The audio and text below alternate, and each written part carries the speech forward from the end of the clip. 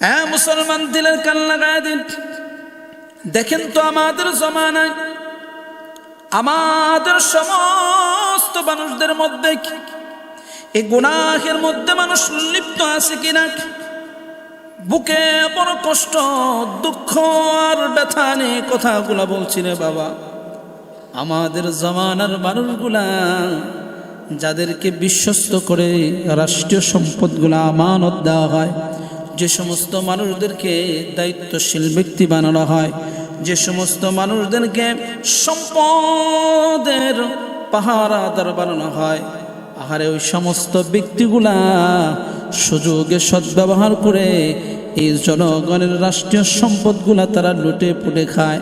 দিলের কান লাগা দিন, তুমি সকাল আর দুপুর যত দোয়াই করো না কেন, তোমার দোয়া কোনো কাজে আসবে না। বরঞ্চ এই সমস্ত গুনাহগুলা বন্ধ করলে আল্লাহ অটোমেটিক সমস্ত গুনাহ আল্লাহ হেফাজত করে নেবে এবং অটোমেটিক সমস্ত আযাব এবং গজব থেকে তোমাকে আমাকে হেফাজত করবে। হ্যাঁ মুসলমান, আপনি এখন সচক্ষে তো দেখতে পারেন যে সমস্ত ব্যক্তিরা রাষ্ট্রীয়ভাবে তাদেরকে ক্ষমতা দেওয়া হয়। এখন তো ক্ষমতা নেওয়ার জন্য কোনো সিস্টেম লাগে না, চাইলে রাষ্ট্রীয় ক্ষমতা পাওয়া যায়। টাকার মাধ্যমে হয়, আবার ক্ষমতার মাধ্যমে হয়। এক একজন নানা রকমভাবে এক একভাবে এই ক্ষমতাগুলা হাতিয়ার করে নেয়। এ মুসলমান, আপনার সচক্ষে প্রমাণ ইতিপূর্বে মুসলমান ওলামা একরাম বারবার করে আপনাদেরকে সচেতন করে দিয়েছে, কিন্তু আপনারা এটা কখনো গুরুত্ব দেন নাই। এখন আপনারা সচক্ষে আপনি দেখতে পান যে সমস্ত ব্যক্তিরা দেশে রাজত্ব করেছে, দেশকে পরিচালনা করেছে, দেশের জনগণের সম্পদগুলা সঠিকভাবে ব্যবহার করবে তা না করে এই সমস্ত ব্যক্তিগুলা বেগম পাড়ায় তারা বারবার অনেক লোকগুলা বাড়ি বানাইছে জনগণের সম্পদ নিয়ে পাহাড় পরিমাণ সম্পদ করেছে। পাহাড় পরিমাণ নিজের সুখ শান্তির জন্য এক একজন এক একভাবে ব্যবহার করেছে। যতক্ষণ এই গুনাহের চালু থাকবে ততক্ষণ আসমান এবং জমিনের নানা ধরনের গজব নেমে আসবে। বর্তমান আপনি এটাকে ভালো করে খেয়াল করতে পারবেন, যারা দেশের দায়িত্ব ছিলেন, দেশকে যাদের হাতে দেওয়া হয়েছিল, যারা রাষ্ট্রীয়ভাবে দেশ পরিচালনা করেছে, আজকে তারা জনগণের সম্পদগুলা নিয়ে, জনগণের স্বাধীন জনগণের সম্পদগুলা নিয়ে যারা লুটে পুটে এক একজন এক একভাবে ব্যবহার করেছে। শুধু ব্যবহার করেছে এটা নয়, তাদের বাড়ি এবং গাড়ি বাংলাদেশে নয় অন্য রাষ্ট্রে বেগম পাড়া যেটা শান্তির জায়গা বলে তারা মনে করে সেখানেও বাড়িঘর করেছে শান্তির জন্য। কার সম্পদ কয়? এটা রাষ্ট্রীয় সম্পদ, সাধারণ জনগণের সম্পদ। রাসূল আকরাম সাল্লাল্লাহু আলাইহি ওয়াসাল্লাম বলেন, পৃথিবীতে কিয়ামতের দিন তিনটা মামলা উঠবে। কিয়ামতের দিন তিনটা মামলা উঠবে, যে তিনটা মামলার কোনো বিচার, তিনটা মামলার কোনো সমাধান আসবে না যতক্ষণ পর্যন্ত তাদের থেকে সমাধান না আসবে। রাসূল আকরাম সাল্লাল্লাহু আলাইহি ওয়াসাল্লাম বলেন, যখন পৃথিবীর মধ্যে কিয়ামতের দিন তিনটা কাজ যখন হবে, তিনটা গুনাহের কোনো সমাধান আসবে না। তিনটা গুনাহের এমন একটা পর্যায়ে যাবে গো, যে তিনটা গুনাহের কারণ আল্লাহ রাব্বুল আলামিন ছাড়া কেউ সমাধান দিবে না। কিয়ামতের দিন তিনটা গুনার মধ্যে এক নম্বর গুনাহ হলো, যে সমস্ত মানুষগুলা শিরকের গুনাহ করেছে, যে সমস্ত মানুষগুলা শিরকের মধ্যে গুনাহ করেছে, ওই গুনাহ কোনো মাফ হবে না যতক্ষণ পর্যন্ত তওবা না করবে। আল্লাহ রাব্বুল আলামিন তাকে কখনো মাফ করবে না। কিয়ামতের দিন, ওই দিন এই গুনাহের ক্ষমা একমাত্র আল্লাহ তাআলা যদি না করে কেউ করবে না। আল্লাহ রাব্বুল আলামিন কিয়ামতের দিন যদি শিরক গুনাহ করে কেউ দুনিয়াতে বিদায় হয়ে যায়, যদি তওবা না করে আল্লাহ তাআলা তাকে গুনাহে মাফ করবে না। এটা হলো এক নম্বর। দুই নম্বর আল্লাহ রাব্বুল আলামিনের হুকুম আহকামকে যারা আমরা নাকি এভাবে অন্যদিকে করেছি, কেউ ইবাদত বন্দি করেছি, কেউ আবার করি নাই, এটা হলো আল্লাহর ফায়সালা। আল্লাহ যদি ক্ষমা করে দেয় তাহলে বান্দা ক্ষমা করবে, আর যদি আল্লাহ তাআলা না করে তাহলে কেউ তাকে ক্ষমা করবে না। দুই নম্বর। তৃতীয় নম্বর, যে সমস্ত ব্যক্তিগুলা, যে সমস্ত মানুষগুলা একের পর এক জনগণের সম্পদ নষ্ট করেছে অথবা একক সম্পদগুলা নষ্ট করেছে, যে ব্যক্তি একজনের মালিকানা সম্পদ চুরি করেছে, আবার কেউ এক একবার সম্পদগুলো নষ্ট করেছে, এক এক বলে সম্পদগুলো নষ্ট করেছে, ওই ব্যক্তিগুলা কিয়ামতের দিন যতক্ষণ পর্যন্ত ওই ব্যক্তি ক্ষমা না করবে আল্লাহ ততক্ষণ পর্যন্ত ক্ষমা করবে না। তাহলে মুসলমান দিলের কান লাগায় দিন, যারা আজকে রাষ্ট্রীয় সম্পদগুলো এক একজন এক একভাবে ব্যবহার করেছে গো, এক একজনে এক একভাবে সম্পদগুলো নষ্ট করেছে, এক একভাবে এক এক সম্পদগুলো নষ্ট করেছে, কিয়ামতের দিন আল্লাহ রাব্বুল আলামিন ততক্ষণ পর্যন্ত ক্ষমা করবে না যতক্ষণ পর্যন্ত ওই ব্যক্তি মালিকানা ব্যক্তি ক্ষমা না করবে, আল্লাহ ততক্ষণ পর্যন্ত ক্ষমা করবে না। তাহলে বোঝা গেল যতক্ষণ পর্যন্ত ব্যক্তি ক্ষমা না করবে ততক্ষণ পর্যন্ত আল্লাহ ক্ষমা করবে না। এ মুসলমান দিলের কান লাগায় দিন, কিয়ামতের দিন জনগণের সম্পদ শুধু তাই না, একক সম্পদ যদি কেউ কারো হক মেরে খা, কারো সম্পদ চুরি করে খা, অথবা কারো সম্পদ যদি নষ্ট করে দেয়, যতক্ষণ পর্যন্ত কোনো ব্যক্তি কাজ না করবে, যতক্ষণ পর্যন্ত ওই ব্যক্তি ক্ষমা না করবে ততক্ষণ পর্যন্ত আল্লাহ তাকে ক্ষমা করবে না। এজন্য দিলের কান লাগায় দিন, যতক্ষণ পর্যন্ত জনগণের সম্পদ লুটে পুটে খাবে, জনগণের সম্পদ যতক্ষণ পর্যন্ত এভাবে অবৈধ ব্যবহার করা হবে ততক্ষণ পর্যন্ত আসমানি আর জমিনি গজব কখনো বন্ধ হবে না। সকাল আর দুপুর যতই দোয়া করি না কেন তো দোয়ার মাধ্যমে শেষ হবে না, যতক্ষণ পর্যন্ত ওই গুনাহগারকে গুনাহ থেকে হিফাজত না করা যাবে। ও মুসলমান দিলের কান লাগায় দিন, মনে বড় কষ্ট নিয়ে কথাগুলো বলা হয়, আহারে একজনের হক নষ্ট করলে ওই ব্যক্তি ক্ষমা না করলে ততক্ষণ পর্যন্ত ক্ষমা পাবে না, আর যখন হাজার কোটি কোটি মানুষের সম্পদ নষ্ট করা হবে ওই হাজার মানুষ যতক্ষণ পর্যন্ত ক্ষমা না করবে ততক্ষণ পর্যন্ত আল্লাহ আপনাকে ক্ষমা করবে না। তাহলে বোঝা গেল জনগণের সম্পদ, ব্যক্তিগত সম্পদ কেউ নষ্ট করলে আল্লাহ তাকে ক্ষমা করবে না যতক্ষণ পর্যন্ত ওই ব্যক্তি না ক্ষমা করবে। ও মুসলমান, আমাদের দিলের মধ্যে এই কথা বারবার রাখতে হবে। আজকে আপনি খেয়াল করে দেখেন, গ্রামে গঞ্জে শহরে যেখানে আপনি আজকে তাকান, দেখুন একজনের টাকা আরেকজন মেরে খাচ্ছে, আহারে জনগণের সম্পদগুলা মেরে খাচ্ছে, যতক্ষণ পর্যন্ত ওই ব্যক্তি ক্ষমা না করবে ততক্ষণ পর্যন্ত আল্লাহ আপনাকে ক্ষমা করবে না। ছোট্ট একটা ওয়াকিয়া মনে পড়ে গেল, আহারে এই জনগণের শুধু তাই না, যে কোনো একজনের হারাম পন্থায় কেউ যদি কোনো টাকা খেয়ে ফেলে, না বলে কেউ যদি কারো টাকা নিয়ে নেয়, চুরি করে নেয়, যতক্ষণ পর্যন্ত আল্লাহ ক্ষমা না করে ততক্ষণ পর্যন্ত, যতক্ষণ পর্যন্ত ব্যক্তি ক্ষমা না করে ততক্ষণ পর্যন্ত ক্ষমা পাবে না। আবার কখনো কখনো এই অবস্থায় তাদের ইবাদতগুলো আসমানেও উঠে না, জমিনের আসমানের নিচে ঝুলন্ত থাকে, তাদের আমল আল্লাহ তাআলার কাছে পৌঁছে যায় না। ছোট্ট একটা ওয়াকিয়া মনে পড়ে গেল, এই জন্যই বলছি। ইব্রাহিম ইবনে আদহাম রহমতুল্লাহি আলাইহির নাম আমরা অনেকেই শুনেছি। ইব্রাহিম ইবনে আদহাম রহমতুল্লাহি আলাইহি অনেক বড় দামি একজন মানুষ ছিলেন, আল্লাহওয়ালা ছিলেন, বুজুর্গ মানুষ ছিলেন। ইব্রাহিম ইবনে আদহাম রহমতুল্লাহি আলাইহি একবার সফরের জন্য উনি 3 জায়গায় সফর করবেন, মক্কা, মদিনা, মক্কা এবং মদিনা, আর এক জায়গা উনি সফর করবেন বাইতুল মাকদাস। ইব্রাহিম ইবনে আদহাম রহমতুল্লাহি আলাইহি 3টা সফর করার জন্য 3 জায়গায় সফর করবেন। একটা হলো মক্কা, 2টা হলো মদিনা, 3টা হলো বাইতুল মাকদাস। বাইতুল মাকদাস এই 3 জায়গায় সফর করার জন্য বের হয়েছেন। উনি মক্কার খেজুরের এক দোকানে গিয়ে দাঁড়াইছে কিছু খেজুর কেনার জন্য। হঠাৎ করে খেজুর যখন নেবেন, তো খেজুর যখন মাপতে ছিলেন, হঠাৎ করে দাড়িপালার থেকে একটা খেজুর পড়ে গেছে, ওই ডাহি বলে কাঁচির থেকে একটা খেজুর পড়ে গেছে। ইব্রাহিম ইবনে আদহাম রহমতুল্লাহি আলাইহি বলেন, হতে পারে এই খেজুরটা আমার মনে করেই ইব্রাহিম ইবনে আদহাম রহমতুল্লাহ আলাইহি খেজুর খেয়েছেন। কিন্তু ঘটনাক্রমে উনি জানে না যে এই খেজুরটা আমার না ওনার ছিল, উনি ভাবছিলেন যে নিজের খেজুর মনে করেই উনি খেয়েছে। তো এই চিন্তা চেতনা করেই ইব্রাহিম ইবনে আদহাম রহমতুল্লাহ আলাইহি খেজুরগুলো নিয়ে হাঁটি হাঁটি পা পা করে উঠে পিঠে উঠে বাইতুল মাকদাসে সফর করতেছিলেন। বাইতুল মাকদাসে যখন গেলেন, বাইতুল মাকদাসের নিয়ম আছে রাত্রিবেলায় ওইখানে কে থাকার নিয়ম নেই। খাদেমের কাছ থেকে যেভাবেই হোক বুঝে শুনে একটু সময় নিয়ে রাত্রিবেলায় ইবাদতের জন্য করছে।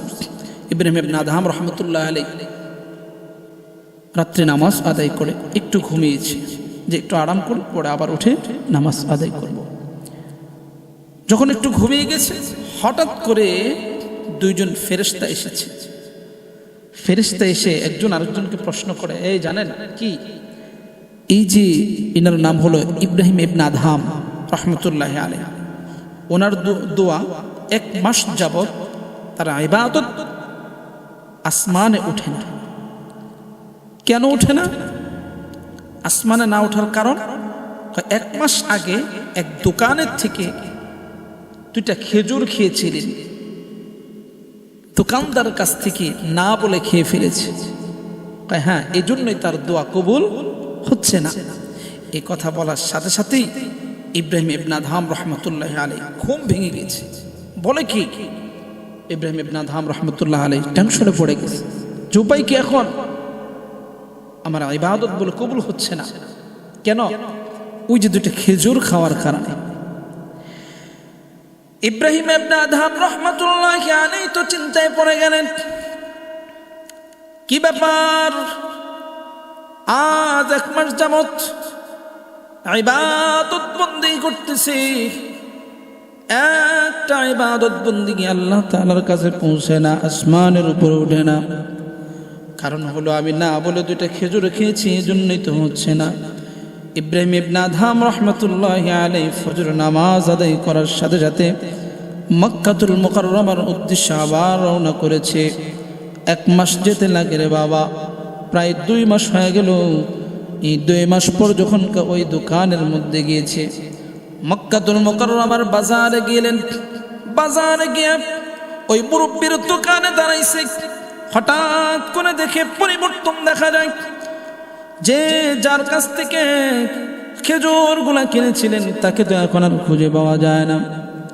আল্লাহর বান্দা চিন্তা করতেছে, কি ব্যাপার, আমি যার কাছ থেকে খেজুর কিনেছি তাকে তো আমি খুঁজে পাই না, উপায় কি, ওই লোকটাকে কোথায় পাবো? ইব্রাহিম ইবনে আদহাম রহমতুল্লাহ আলাইহি সেখানেই দাঁড়িয়ে আছেন। হঠাৎ করে যুবক, ওই দোকানের মধ্যে যুবক আসে। যুবক দ্বারা বললেন, ও আল্লাহর বান্দা, দেখতেছি আপনি একজন পেরেশান মানুষ, আল্লাহওয়ালা মানুষ, যে কোনো একটা কারণবশত আপনি এখানে বসে আছেন। কেন বসে আছেন বলেন? বললেন যে আমার একটা চিন্তিত আছে, একটা বিষয় নিয়ে আমি খুব চিন্তায় পড়ে আসি। কয়, কি চিন্তায় পড়ে আছেন আপনি বলেন? কয়, আজ থেকে 2 মাস আগে এই দোকানের মধ্যে একজন মুরব্বী বসা ছিল। হ্যাঁ, মুরব্বী বসা ছিল। ওই মুরব্বীকে আমি খুঁজতেছিলাম। ওই মুরব্বী আপনার কি হয় বলেন? যুবকটা ডাক দেয়া বলেন, আল্লাহর ওলি, ওই ব্যক্তিটা তো আমার বাবা। কয়, আপনার বাবা? সে কোথায়? বল, উনি তো দুনিয়াতে বিদায় হয়ে চলে গেছে, উনি তো এখন আর দুনিয়ার মধ্যে নাই। ইব্রাহিম ইবনে আদহাম রহমতুল্লাহ আলাইহির মনটা আরো খারাপ হয়ে গেছে। কারণ হলো তার কাছ থেকে আমি 2টা খেজুর না বলে খেয়ে ফেলেছি। নিজের খেজুর মনে করেই তো খেয়েছি, অন্যের খেজুর নয়। কিন্তু বেচারা তো দুনিয়াতে বিদায় হয়েছে, তার কাছে যদি আমি ক্ষমা না পাই তাহলে আমার ইবাদতগুলো আসমানে উঠবে না। এবার ডাকতে বললেন, কি হয়েছে আপনি বলুন। যুবক বললেন, কেন আপনি টেনশন করতেছেন, কি হয়েছে? ইব্রাহিম ইবনে আদহাম রহমতুল্লাহ আলাইহি বললেন, শোনো শোনো, আমি আজ থেকে 2 মাস আগে তোমার বাবার কাছ থেকে 2টা খেজুর খেয়েছিলাম, তবে সে ইচ্ছায় খেয়েছিলাম না। এটা আমার মনের, এটা আমার ছিল, এটা মনে করে খেয়েছি। আমি শুনতে পেয়েছি এই 2টা খেজুর খাওয়ার কারণে আমার ইবাদতগুলো আল্লাহর কাছে পৌঁছে না। এবার ডাক দেয়া বললেন, বুঝতে পেরেছি, তাহলে তুমি একটু বলো, তোমার বাবা তো চলে গেছে, তোমাদের কাছে ক্ষমা নিতে হবে, তোমার কাছে ক্ষমা নেওয়ার জন্য আসছি। এই সম্পদের কার কার ভাগের মধ্যে আছে? যুবক ডাক দিয়ে বললেন, এ আল্লাহর ওলি, আমার কাছ থেকে আপনি ক্ষমা নেবেন, ঠিক আছে, আমি ক্ষমা করতে রাজি, কিন্তু একটা সমস্যা হলো, আমার বাবা বেঁচে থাকতে তার সম্পদগুলো আমাদের তিনজনের নামে ভাগ করে দিয়েছি। আমি জানি না আমার থেকে কতটুকু গিয়েছে, আমার যাদেরকে ভাগ করে দেওয়া হয়েছে তার মধ্যে থেকে কতটুকু গিয়েছে তাও তো আমি জানি না। এখন আপনাকে আমি কেমনে করে বলবো? আমারটা না হয় আমি মাফ করে দিলাম, কিন্তু বাকিটা কে করবে? এবার ইব্রাহিম ইবনে আদহাম রহমতুল্লাহি আলাইহি বলেন, তাহলে বলেন ওই ভাগীদারকে কে আপনি একটু বলেন। কয় আমার মা, আমার ছোট বোন আছে, তারাও তো এর মধ্যে ভাগীদার আছে। বললেন তাহলে উনি কোথায় আছে? কয় পাহাড়ের চূড়ায়। কয় ঠিক আছে, পাহাড়ের চূড়ায় আমি যাব, পাহাড়ের চূড়ায় গিয়ে তাদের কাছ থেকে আমি ক্ষমা নিব। এবার ইব্রাহিম ইবনে আদহাম রহমতুল্লাহি আলাইহি নিজের ক্ষমা নেওয়ার জন্য, দুইটা খেজুরের ক্ষমা নেওয়ার জন্য ইব্রাহিম ইবনে আদহাম রাহমাতুল্লাহি আলাইহি সমস্ত চিন্তা ছেড়ে দিয়ে, যে আমার ইবাদত তো কবুল হয় না, ইবাদত তো কবুল হয় না, তাদের কাছ থেকে ক্ষমা না নিলে কিয়ামতের দিন আল্লাহ আমাকে ক্ষমা করবে না, আর আমার ইবাদতগুলাও আসমানে যাবে না। ইব্রাহিম ইবনে আদহাম রাহমাতুল্লাহ পাহাড় বেয়ে বেয়ে উঠেছে, উঠে তার বাড়ির মধ্যে লক করেছে। কে গো মা? আপনি? বোন আপনি কি চান? কেন আসছেন? মহা বিপদের মধ্যে পড়ে আসছি, আপনাদের কাছ থেকে আমি একটু ক্ষমা চাওয়ার জন্য আসছি। কি ক্ষমা চান আপনি একটু বলেন, কি ক্ষমা চান বলেন? কয় আপনার কাছে ক্ষমা চাওয়ার জন্য আজ থেকে বহুদিন আগে আপনার স্বামীর দোকান থেকে আমি দুইটা খেজুর খেয়েছিলাম না বলে, এই খেজুর খাওয়ার কারণে আমার ইবাদতগুলো আসমানে ওঠে না।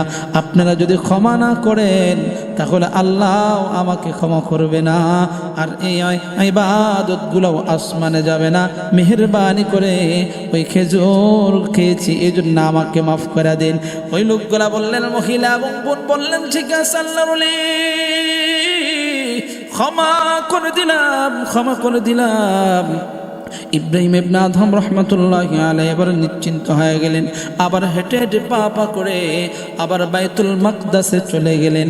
বাইতুল মাকদাসে গিয়ে আবার ইবাদত বন্দিগির মধ্যে লিপ্ত হয়ে গেলেন। রাত্রিবেলায় তাহাজ্জুদ পরে একটু ঘুমাইছে।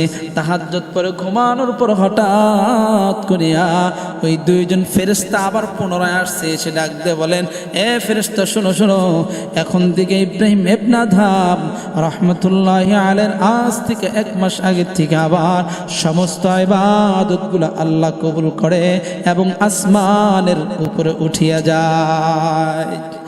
মুসলমান, আমি আপনাদেরকে একটা কথা বলার জন্য বলছি রে বাবা, যখন কেউ কোনো গনিমতের মাল, রাষ্ট্রীয় সম্পদ, শুধু তাই না ব্যক্তিগত সম্পদ, ব্যক্তিগত হক নষ্ট কেউ যদি করে বাবা, আল্লাহ রাব্বুল আলামিন তার ইবাদতগুলো আসমানে ওঠে না। শুধু তাই না, কিয়ামতের দিন যতক্ষণ পর্যন্ত ওই ব্যক্তি ক্ষমা না করবে আল্লাহ তোমাদেরকেও ক্ষমা করবে না। তাহলে আমাদের দেশের মধ্যে যে সমস্ত চোর বাটফার জনগণের সম্পদগুলা খেয়ে তারা নিজের বাড়িঘর বানাইতেছে, আমি আপনাদের কাছে বলতে যাচ্ছি রে বাবা, একজনের কাছ থেকে কেউ যদি হক নষ্ট করে সম্পদ লুটে পুটে খায় তাহলে তার কাছ থেকে ক্ষমা নেওয়া যায়। আর রাষ্ট্রীয় সম্পদ যদি কেউ নষ্ট করে, কেউ খায়, কেউ যদি হস্তক্ষেপ করে, যতক্ষণ পর্যন্ত এই কোটি কোটি মানুষ তাকে না মাফ করবে ততক্ষণ পর্যন্ত সে তো মাফ পাবে না। রাসূল সাল্লাল্লাহু আলাইহি ওয়াসাল্লাম সুন্দর করে জানায় দেয়, যতক্ষণ পর্যন্ত 15টা গুনাহ ঘেরলপ্ত থাকবে ততক্ষণ পর্যন্ত আসমানি জমিনে গজব ঠিকই আসবে রে বাবা। যদি আমরা গজবের থেকে বাঁচতে চাই তাহলে 1 নম্বর আমাদের কাজ করতে হবে, এই ব্যক্তিগত এবং জনগণের সম্পদ লুটে পুটে খাওয়ার থেকে নিজেকে বাঁচাতে হবে।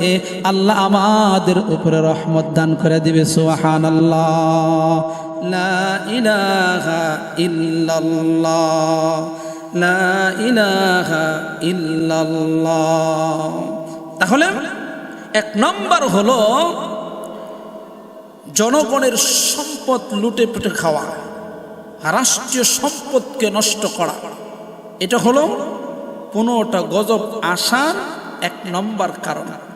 এই গুনাহের যখন লিপ্ত মানুষ থাকবে তখনই আসমানি বালা মুসিবত তাদের উপরে আসবে। আল্লাহ তাআলা আমাদের সকলকেই রাষ্ট্রীয় সম্পদকে হেফাজত করা, রাষ্ট্রীয় যারা দায়িত্ব আছে আল্লাহ যেন তাদেরকে হেফাজত করার মতো তৌফিক আল্লাহ তাদেরকে দান করুন, বলেন আল্লাহুম্মা আমিন।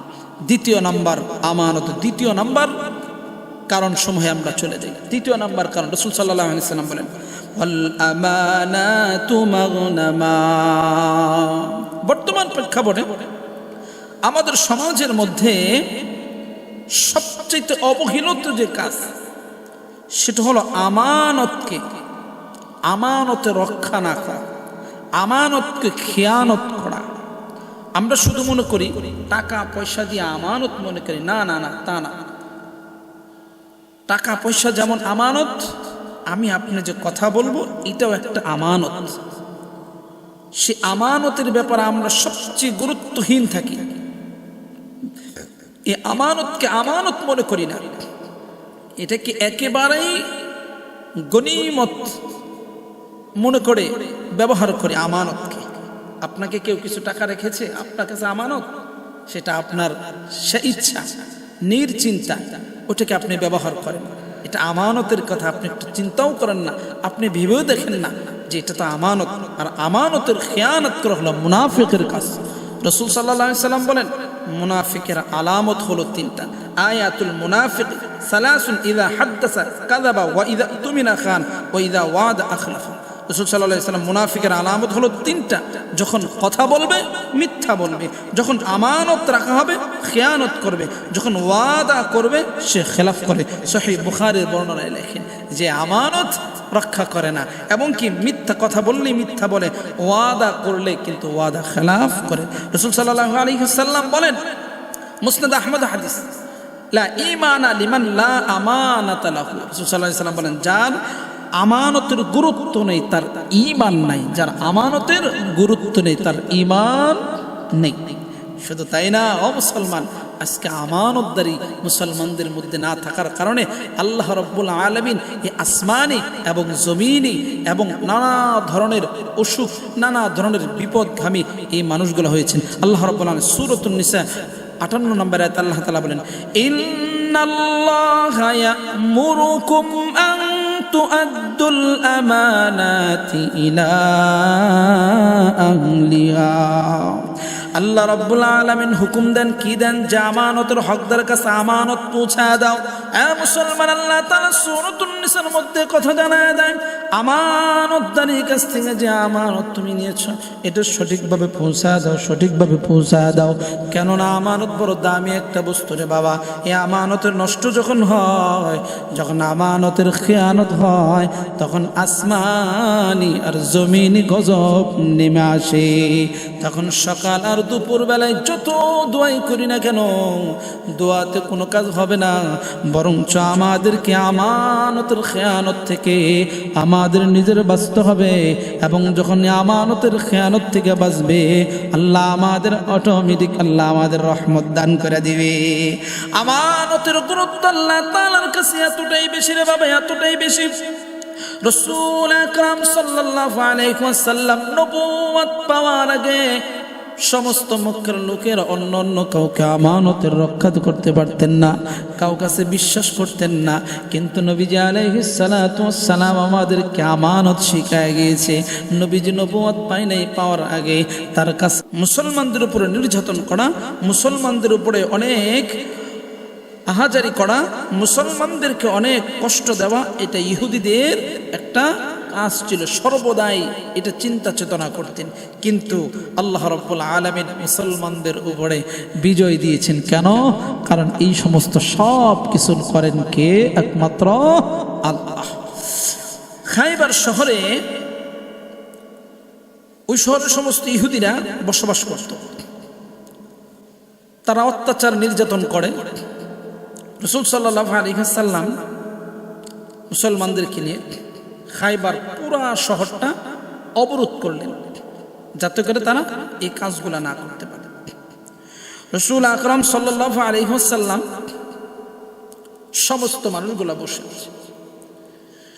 তো ইহুদিদের এক রাখাল বকরি চড়াইতে চড়াইতে মুসলমানদের কেল্লায় প্রবেশ করেছে, যে আসলে এই শহরে চতুর্দিক দিয়ে মানুষ একের পর এক অবস্থান করতেছে, কারণ কি, তাদের অবস্থান করার কারণ কি একটু জেনে নেওয়ার জন্য তারা চিন্তা করলেন তাহলে তাদের কাছে একটু জিজ্ঞেস করি।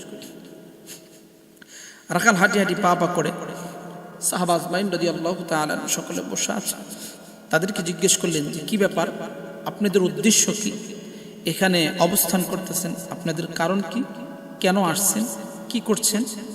তো সমস্ত কথা বলার পরে বলছেন যে আপনাদের বাদশা কই, কোথায় আছে, বাদশা কি করে। তো উনি বলেন যে আমাদের কোনো, সাহাবা আজমাইন রাদিয়াল্লাহু তাআলা বলেন আমাদের কোনো বাদশা নাই, আমাদের হলেন আমির আছে। সুবহানাল্লাহ, আমাদের কি আছে, আমির আছে, নেতা আছে, তিনি হলেন মুহাম্মদুর রাসূলুল্লাহ সাল্লাল্লাহু আলাইহি ওয়াসাল্লাম। রাখাল বললেন আচ্ছা আমিরের সাথে কি সাক্ষাৎ করা যাবে? হ্যাঁ অবশ্যই, কেন সাক্ষাৎ করতে পারবেন না? অবশ্যই সাক্ষাৎ করতে পারবেন। আমার শরীরের মধ্যে রাখালের গন্ধ পাওয়া যাচ্ছে, পেরা দুম্বার গন্ধ পাওয়া যাচ্ছে, সাক্ষাৎ করবে? হ্যাঁ অবশ্যই আপনার সাথে সাক্ষাৎ করবে। করবে না কেন? কোথায় আছে? ওই যে খেজুরের ঝুপটি দেখা যাচ্ছে, সেখানে আমাদের নেতা বসে আছে, আমির বসে আছে। রাখাল হাঁটি হাঁটি পা পা করে রাসূল সাল্লাল্লাহু আলাইহি সাল্লামের দরবারে গেছে, বসছে, বসে তার সাথে সমস্ত কথাগুলো আলোচনা করছে। উদ্দেশ্য কি, কেন আসছেন, কি করবেন, সমস্ত কথাগুলা বলার পরে তার খুব ভালো লাগছে। সুবহানাল্লাহ, তার কি লাগছে? খুব ভালো লাগছে। উনি বলছেন যে আপনি আসছেন, আপনার কথাগুলো খুব ভালো লাগছে। তো উনি বললেন, রাখালকে জিজ্ঞেস করেছিল যে তোমার নাম কি? রাখাল বলেছে আমার নাম হল আসওয়াদ। আমার নাম কি? আসওয়াদ। রাসূল সাল্লাল্লাহু আলাইহি ওয়াসাল্লাম, আসওয়াদ শোনো, তুমি যে আমার কাছে আসছো যা জানার জন্য সবগুলো রাসূল সাল্লাল্লাহু আলাইহি ওয়াসাল্লাম জানিয়ে দিয়েছেন, আমি তোমাকে সবগুলো বলে দিয়েছি। বলে দেওয়ার পরে আসওয়াদ একদম, ইয়া রাসূলুল্লাহ, হাবিবাল্লাহ, আমি যদি কালেমা পড়ি তাহলে কি এরা কি আমার ভাই হয়ে যাবে? বলেন হ্যাঁ তোমার ভাই হয়ে যাবে। রাসূল সাল্লাল্লাহু আলাইহি ওয়াসাল্লাম বলেন যে আমার যে শরীরের মধ্যে দুর্গন্ধ, এই দুর্গন্ধ নিয়ে তারা কি আমাকে কাছে নেবে? আমি কি তাদের সাথে সাক্ষাৎ করতে পারবো এবং তারা কি আমাকে ভাই বলে স্বীকার করে নেবে? রাসূল সাল্লাল্লাহু আলাইহি ওয়াসাল্লাম বলেন, আসওয়াদ, তুমি যদি কালেমা পড়ে নাও তোমার শরীরের মধ্যে এই দুর্গন্ধ আর দুর্গন্ধ থাকবে না, সুগন্ধে পরিণত হয়ে যাবে। সুবহানাল্লাহ। রাসূল সাল্লাল্লাহু আলাইহি ওয়াসাল্লাম আরো বললেন, শোনো শোনো, তোমার এই কালো চেহারা আর কালো চেহারা থাকবে না। রাসূল সাল্লাল্লাহু আলাইহি ওয়াসাল্লামের কথাগুলো শুনে আশ্চর্য হয়ে গেলেন, বললেন ইয়া রাসূলুল্লাহ, হাবিবাল্লাহ, আমি আর দেরি করতে চাই না, আপনি আমাকে কালেমা পড়ায় দেন। সুবহানাল্লাহ।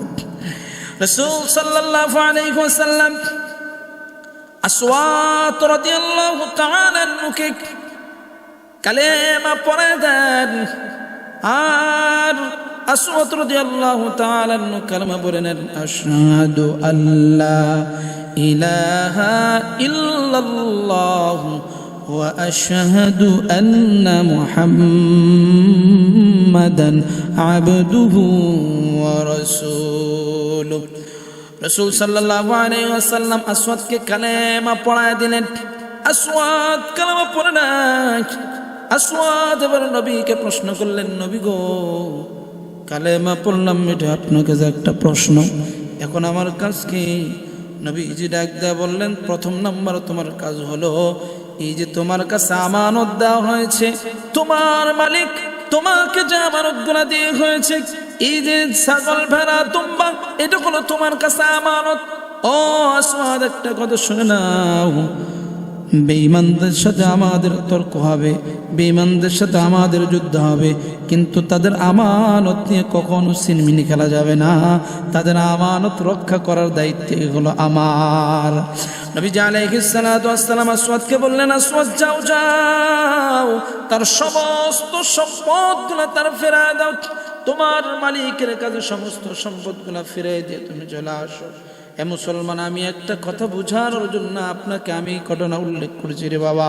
এ মুসলমান, আসওয়াত রাদিয়াল্লাহু তাআলা আনহুকে বলেন, আসওয়াত, এই যে সম্পদগুলা, এই তোমার মালিকের সম্পদগুলা তুমি নষ্ট করা যাবে না, কারণ মুহাম্মদুর রাসূলুল্লাহ সাল্লাল্লাহু আলাইহি ওয়াসাল্লামকে আল্লাহ প্রেরণ করেছেন, পাঠিয়েছেন এই আমানতের রক্ষা করার জন্য।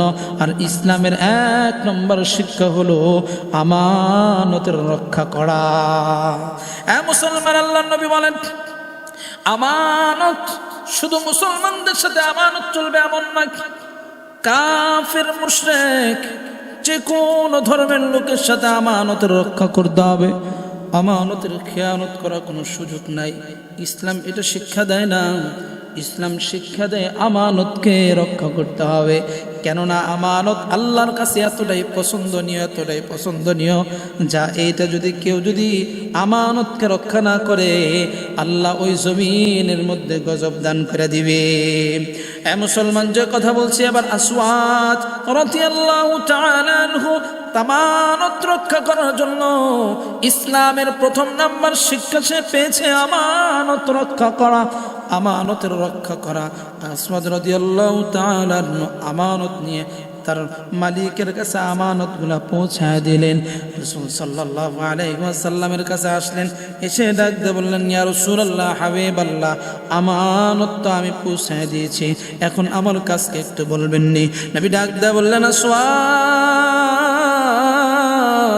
এখন তো কোনো নামাজের সময় হয় নাই যে তুমি নামাজ আদায় করবা। ওগো আসওয়াদ, এখন তো রমজান মাস নয় তা তুমি রোজা রাখবা। ও আসওয়াদ, তোমার উপর হজের কোনো মৌসুম নাই যা তুমি হজ করবা। ওগো আসওয়াদ, এখন তো তোমার কাছে কোনো সম্পদ নাই যাকাত দেবা। তবে শুনে নাও, হক বাতিলের লম্বা একটা যুদ্ধ চলতেছে, এটাই তোমার অংশগ্রহণ করার সুযোগ আছে। আসওয়াদ ডাক দেয়া বলেন, ইয়া রাসূলুল্লাহ, এই যুদ্ধে যদি যাই লাভ কি হবে একটু জানাইবেননি? নবী ডাক দেয়া বললেন, ওগো আসওয়াদ, এই যুদ্ধের মধ্যে যে শহীদ হয়ে যাবে আল্লাহ রাব্বুল আলামিন তাকে বিনা হিসাবে আল্লাহ জান্নাত দান করে দিবে। সুবহানাল্লাহ। আল্লাহ নবী আলাইহিস সালাতু ওয়াস সালাম ডাক দেয়া বলেন, এ আসওয়াদ, যুদ্ধের মধ্যে যে যুদ্ধ শহীদ হয়ে যাবে আল্লাহ তাকে জান্নাত দান করে দিবে। আসওয়াদ ডাকতে বললেন, ইয়া রাসূলুল্লাহ, হাবিবাল্লাহ, তাহলে আমাকে সর্বপ্রথম কাতার আমাকে দাঁড় করা দিবেন। আসওয়াদ রাদিয়াল্লাহু তাআলা হাঁটি বাবা করে এক এক করে যুদ্ধের ময়দানে চলে গেলেন রে বাবা। লম্বা কথা, আসওয়াদ যুদ্ধের ময়দানে চলে গেলেন। সমস্ত সাহাবীদের সাথে যুদ্ধ করতেছিলেন রে বাবা, তুমুল বেগে যুদ্ধ করতেছেন। যুদ্ধ করতে করতে যখন যুদ্ধ শেষ হয়ে গেল, নবী আলাইহিস সালাতু ওয়াস সালাম সাহাবীদেরকে বললেন, ও আমার সাহাবীরা, শুনো, ভালো করে শুনে নাও, আমার যত সাহাবীরা দুনিয়াতে বিদায় হয়েছে, শহীদ হয়েছে, তাদের লাশগুলো গণনা করা হচ্ছে। নবী আলাইহিস সালাতু ওয়াস সালাম সাহাবা আজমান এনে দিচ্ছেন। নবী আলাইহিস সালাতু একের পর এক দেখতেছে। হঠাৎ করিয়া নবীজি আলাইহিস সালাতু ওয়াস সালাম এক জায়গায় দেখলেন কিছু সাহাবীরা কানাঘুষা করতেছে। সকল সাহাবীরা ওখানে দাঁড়ায় আছে। নবী পিছন দিয়ে ডাক দিয়ে বললেন, ও সাহাবীরা, কি হয়েছে তোমরা বলো? সাহাবীরা বললেন, ইয়া রাসূলুল্লাহ, হাবিবাল্লাহ, এখানে এমন একজন ব্যক্তিকে আমরা দেখতেছি যাকে আমরা কোনোদিন চিনি না, কালো মানুষ, তাকে আমরা কখনো দেখি নাই, সে আমাদের দলের মধ্যে রয়েছে, কে তাও তো আমরা চিনি না। নবী ডাক দিয়া বললেন, সাহাবীরা রে, আমাকে একটু দেখাও, তাহলে আমি দেখলেই চিনতে পারবো। নবীজি যায় তাকায় দেখে এটা সাধারণ কোনো ব্যক্তি নয়, ওই ব্যক্তি হলো আসওয়াদ রাদিয়াল্লাহু তাআলা আনহু। সাহাবীদেরকে বললেন, সাহাবীরা রে, শুনে নাও, আমার আসওয়াদ তোমরা চিনো না আমি চিনি, কিছুক্ষণ আগে সে কালেমা পড়েছে। সুবহানাল্লাহ। আল্লাহ নবী ডাক দেয়া বললেন, ও সাহাবীরা রে, ইনি এমন একজন আসওয়াদ যার এক ওয়াক্ত নামাজ সে পায় নাই, তা হজ করে নাই, যাকাত দেয় নাই, রোজাটাও করতে পারে নাই। এ সাহাবীরা শুনে নাও, শুনে নাও, আমি দেখতেছি আসওয়াদের কোনো নামাজ নাই, রোজা নাই, হজ নাই, যাকাত নাই। আল্লাহ রাব্বুল আলামিন আসওয়াদকে আল্লাহ তার জান্নাত দান করে দিয়েছি। সুবহানাল্লাহ। আসওয়াদ রাদিয়াল্লাহু তাআলা আনহুকে আল্লাহ জান্নাত দিয়েছে। শুধু জান্নাত নয়, আল্লাহ তার কালো চেহারাকে আল্লাহ সুন্দর করে দিয়েছে। তার শরীরের থেকে আল্লাহ রাব্বুল আলামিন মেশক আম্বরের ঘ্রাণ তার শরীর থেকে পাওয়া যাইতেছে। সুবহানাল্লাহ। এক কলিজার টুকরা, আমি আপনাদেরকে যে কথা বলতে যাচ্ছি, আমানতের গুরুত্বটা কতটাই বেশি রে বাবা। রাসূল সাল্লাল্লাহু আলাইহি ওয়াসাল্লাম বলেন, ওয়াল আমানাতু মাগনামা, ওয়াল আমানাতু মাগনামা। যখন আমানতকে গনিমত মনে করা হবে, যে জমানার মানুষগুলো আমানতকে রক্ষা করে না, আমানতের হেফাজত করে না, আমানতের হেফাজত করে না, ওই সমাজের মধ্যে, ওই দেশের মধ্যে আসমানি জমিনে অনেক ধরনের নানান বালা মুসিবত তাদের উপরে আসবে। এই জন্য আসুন আমরা সকলেই আমানত হেফাজত করি, আর আমানত সঠিকভাবে পৌঁছায় দে, আল্লাহ আমাদের উপরে রহমত দান করে দিবে। সুবহানাল্লাহ। আল্লাহ তাআলা আমাদের সকলকেই এই দ্বিতীয় নাম্বার আমানত রক্ষা করা, হেফাজত করার মতো তৌফিক দান করুন। সমস্ত গুনাহ থেকে হেফাজত করার মতো তৌফিক আল্লাহ আমাদেরকে দান করুন। আমিন।